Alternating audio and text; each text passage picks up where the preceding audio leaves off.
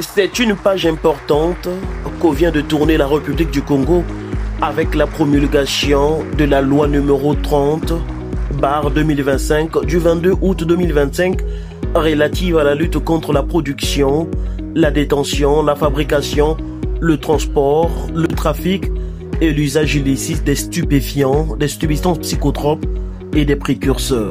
Une avancée majeure pour un pays confronté depuis plusieurs années à la montée de la toxicomanie et du banditisme urbain, incarné notamment par le phénomène tristement célèbre des bébés noirs.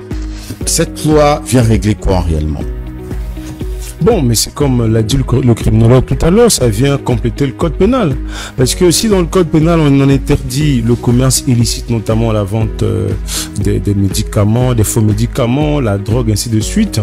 Or, cette loi vient en réalité encadrer les modalités de produire, les modalités de...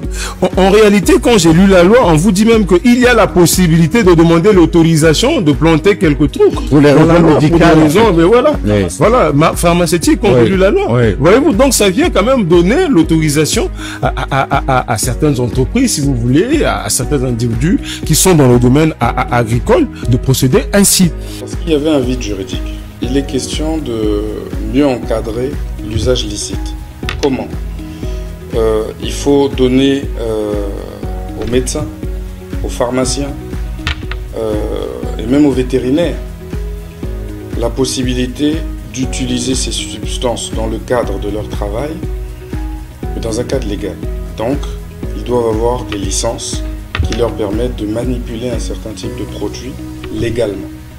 Ensuite, tout ce qui déroge à cela, c'est de l'illicite. Et donc là, il y a un chapelet de sanctions en fonction de la qualité des drogues. Il y a les drogues à risque, qui sont donc du domaine délictuel. Il y a les drogues à haut risque, qui sont, elles, du domaine du pénal. Et il y a l'association de certains produits.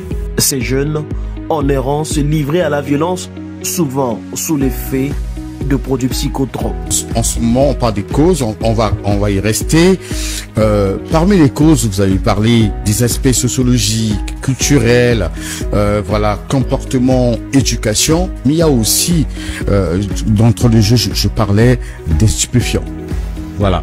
Ces bébés noirs qu'on a rencontrés pour la plupart de fois dans nos rues, même ailleurs, c'est des jeunes aujourd'hui qui s'attrapent facilement des stupéfiants, des drogues, mais parfois assez forts. Il y a une loi qui existe aujourd'hui et on en parlera dans les solutions. Est-ce qu'aujourd'hui on peut penser aussi que la disponibilité, la liberté d'avoir accès aux stupéfiants, aux drogues, aujourd'hui renforce cette opération? Portée par le député Yves Fortuné Mundelengole Wurossia, cette loi vient combler un vide juridique dans la lutte contre les drogues et les dérives. Elle encadre strictement la production, la commercialisation et l'usage de ces substances tout en garantissant la disponibilité des médicaments à base de stupéfiants pour un usage médical contrôlé. Bon, je crois qu'on n'aura pas assez félicité l'honorable Mundelengolo par cette proposition qui comble un vide plus qu'abyssal. Et je veux faire ce que je ne fais pas, je veux demander à la plénière d'applaudir très fort.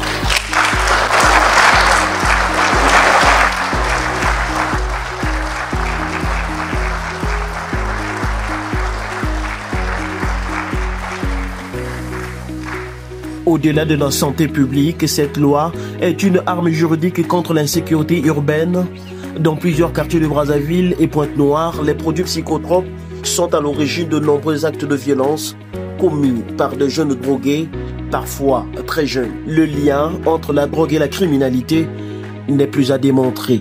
Féliciter l'honorable Yves Mundelengolo pour cette initiative qui s'adresse à très clairement un fléau majeur qui touche notre jeunesse, un fléau grandissant et qui vient combler de ce fait un vide important dans dans notre législation nationale. Donc, avant tout, toutes mes félicitations, honorable. Avec cette loi, les sanctions sont renforcées de 5 à 10 ans de prison et des amendes pouvant atteindre 50 millions de francs CFA pour les trafiquants, des peines alourdies en cas de récidive ou de fourniture à des mineurs. Elle prévoit également des mesures de désintoxication pour les consommateurs et les programmes de traitement encadrés par la justice. Ce qui concerne la lutte de manière générale contre les drogues et les stupéfiants se faisait sans cadre légal, législatif, formel. Et donc, c'est dans ce sens-là que nous avons fait cette proposition de loi pour pouvoir donner au gouvernement et à la République un outil pour pouvoir contribuer à mieux lutter contre l'usage de ces stupéfiants, mais aussi mieux contrôler le... Vous voyez, le tramadol, comme je l'ai dit précédemment, peut être administré. Mais qui l'administre? Lorsqu'un enfant, un jeune ou un vieux, parce qu'il n'y a pas que les jeunes qui consomment ces substances-là, lorsqu'une personne consomme cette substance, le tramadol, qui le lui a prescrit? Dans quelles conditions? Où l'a-t-il acheté?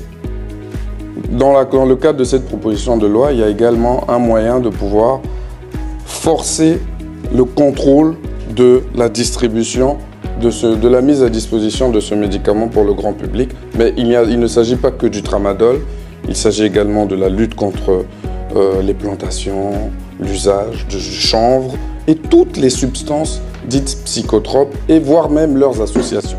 Cette approche à la fois répressive et sociale traduit la volonté des autorités d'agir sur tous les fronts, réprimer les réseaux et sauver des jeunes victimes de la dépendance. Le député Yves Fortuné Mondelengole Worosia, initiateur de cette loi, s'impose donc comme une figure de proue dans la lutte contre la criminalité liée à la drogue. Son engagement courageux, soutenu par le gouvernement et les deux chambres du Parlement, marque un tournant historique. En initiant ce texte, il a su anticiper les dérives sociales qui gangrènent les villes. Sa démarche traduit une vision claire, celle d'un Congo responsable, protecteur et engagé pour l'avenir de sa jeunesse. Par ailleurs, comme j'ai dit dans le rapport, nous avons fait une seconde proposition de loi sur la création d'un centre des addictions dont la mission va être bien évidemment tout ce qui est sensibilisation, accompagnement vers la guérison plutôt que le tout répressif. Adoptée à l'unanimité, la loi numéro 30/2025 n'est pas qu'un texte de répression, elle constitue un outil de prévention et de sauvegarde sociale destiné à protéger la jeunesse, renforcer la sécurité et restaurer la tranquillité publique. Dans un pays où les bébés noirs symbolisent la perte de repères, cette législation représente un espoir, celui d'un Congo débarrassé des drogues et des violences qu'elles engendrent.